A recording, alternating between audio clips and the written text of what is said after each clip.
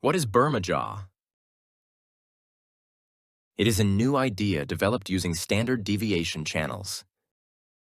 The main purpose of the Berma Jaw tool is to find overbought and oversold areas on the chart.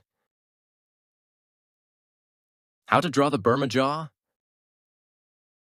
The tool consists of two standard deviation channels with the same period and the same formatting properties, such as color and line thickness.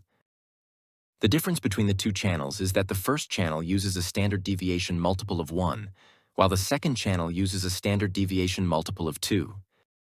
After we add the two channels together on the chart, we shade the space between the borders of both channels from above and from below.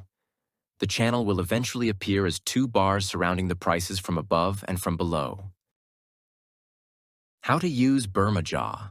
The channel is used to determine the direction of price movement and the extent of overselling or overbuying. When the channel slopes upward, this is evidence that the direction of price movement is upward. When the channel slopes downward, this is evidence that the direction of price movement is downward. When the price candles reach the upper Berma Jaw, this is evidence of strong price activity to the upside, and the prices have reached the overbought area. Therefore, there is a high probability that the prices will bounce back down again.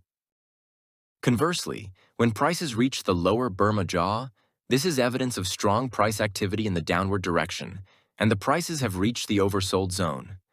Therefore, there is a high probability that prices will correct their position upwards again.